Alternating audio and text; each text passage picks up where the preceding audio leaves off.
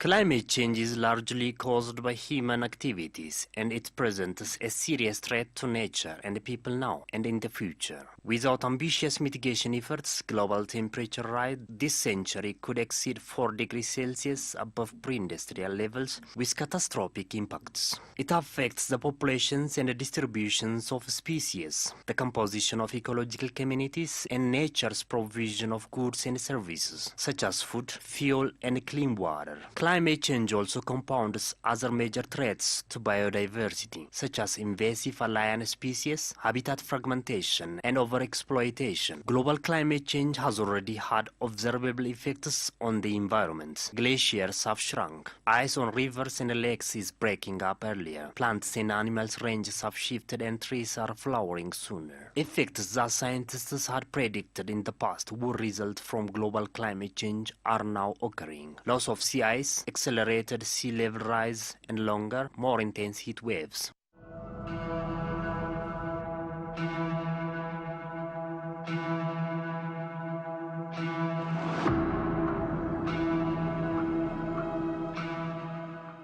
According to Intergovernmental Panel on Climate Change (IPCC), the extent of climate change effects on individual regions will vary over time and with the ability of different societal and environmental systems to mitigate or adapt to change. World leaders have also been meeting from time to time by mainly focusing on the large scale of the problem and how to mitigate it. Environmental activists from around the world are also making pressure on heads of states and governments to act to the issue. The issue of climate change, as usual, has got top priority on the 74th session of United Nations General Assembly, which is being held in New York. United Nations Secretary General Antonio Guterres, while addressing Climate Action Summit in New York, said the nature is striking back with anger. Nature is angry, and we fool ourselves if we think we can fool nature, because nature always strikes back. And around the world, nature is striking back with fury. Consider the last few months. July, the hottest months ever. June through August, the hottest summer in the Northern Hemisphere ever, and the second hottest winter in the Southern Hemisphere ever. The years 2015 to 2019, the 5 hottest year on the books ever. Our warming Earth is issuing a chilling cry: stop. If we don't urgently change our ways of life, you jeopardize life itself. Look around. Seas are rising and oceans are acidifying. Glaciers are melting and corals are bleaching. Droughts are spreading and deserts are expanding.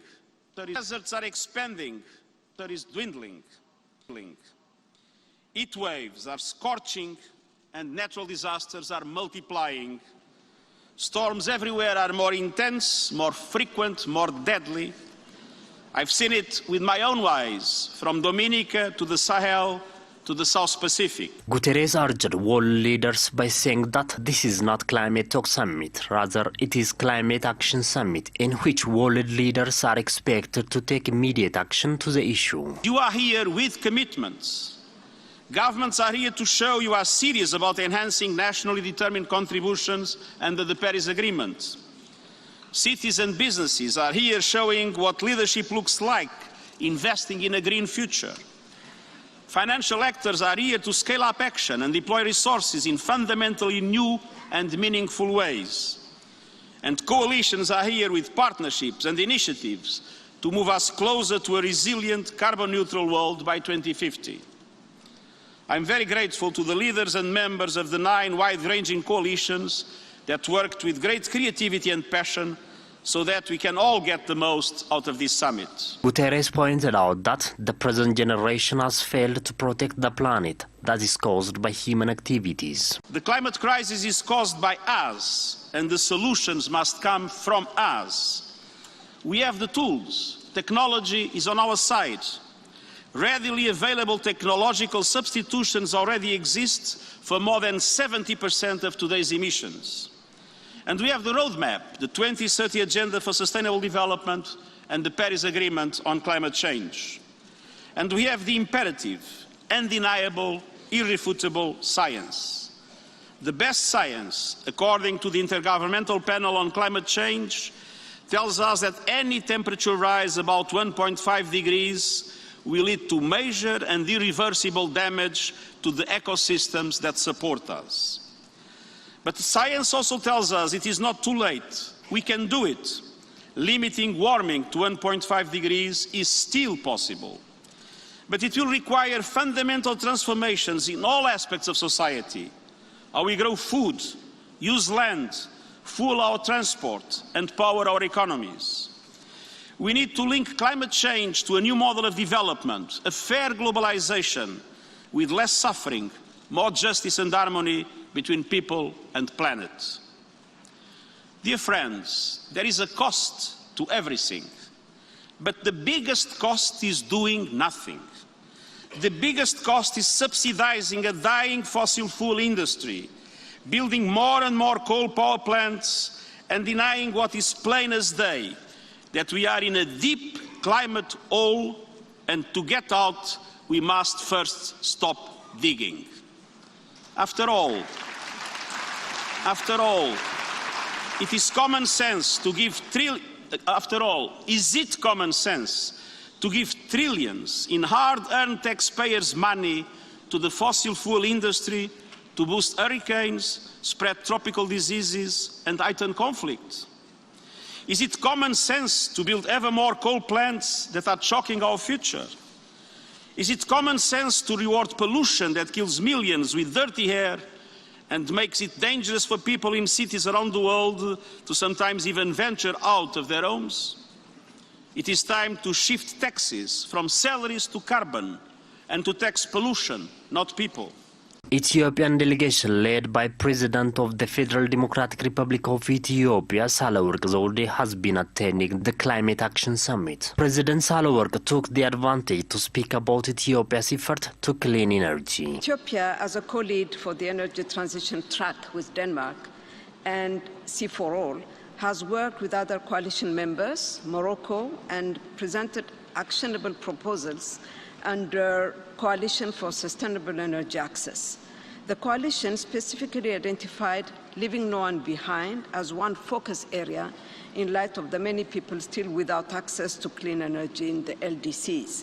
In fact, with the commitment of all the stakeholders involved in the Coalition for Sustainable Energy Access initiative could help to achieve SDG 7 and provide universal energy access by 2030.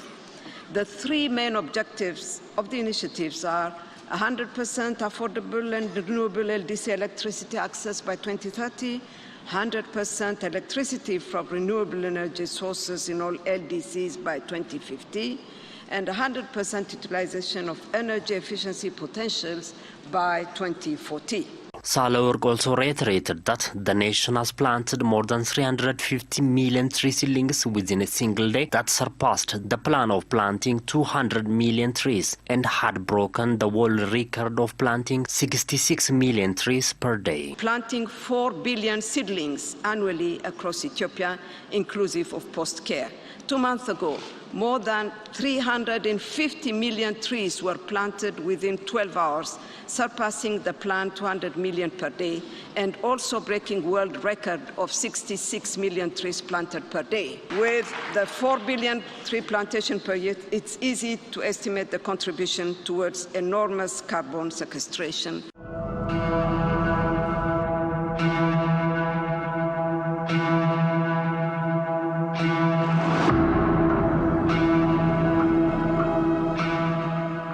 Kenyan President Uhuru Kenyatta, for his part, pointed out that Kenya has been working tirelessly to combat the challenge of climate change. Sustainable climate action is about people and their livelihoods.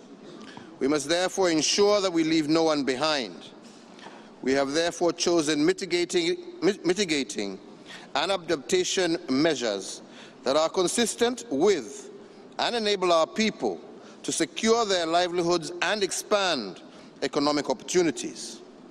We have partnered with the private sector, for example, in expanding access to alternative cooking and lighting fuel, targeted at the urban as well as rural poor, and we intend to transition 80% of households using biomass energy to 100% clean cooking fuel.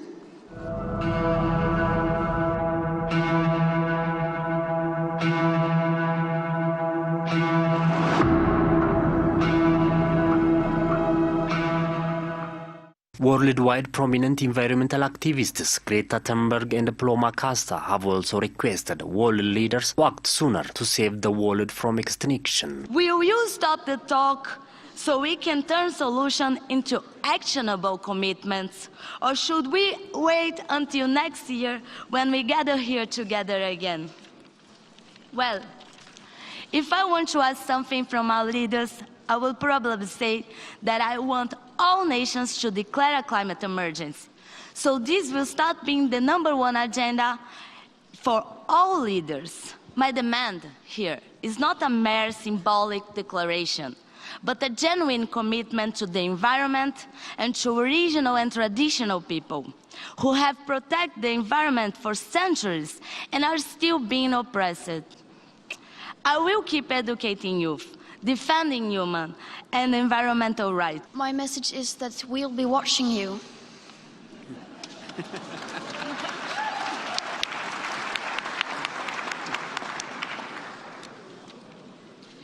This is all wrong. I shouldn't be up here. I should be back in school on the other side of the ocean. Yet you all come to us young people for hope. How dare you? You have stolen my dreams and my childhood with your empty words, and yet I'm one of the lucky ones. People are suffering, people are dying, entire ecosystems are collapsing. We are in the beginning of a mass extinction, and all you can talk about is money and fairy tales of eternal economic growth. How dare you? For more than 30 years, the science has been crystal clear. How dare you continue to look away and come here saying that you're doing enough when the politics and solutions needed are still nowhere in sight? You say you hear us and that you understand the urgency. But no matter how sad and angry I am, I do not want to believe that, because if you really understood the situation and still kept on failing to act, then you would be evil, and that I refuse to believe. We will not let you get away with this. Right here, right now, is where we draw the line. The world is waking up, and change is coming whether you like it or not.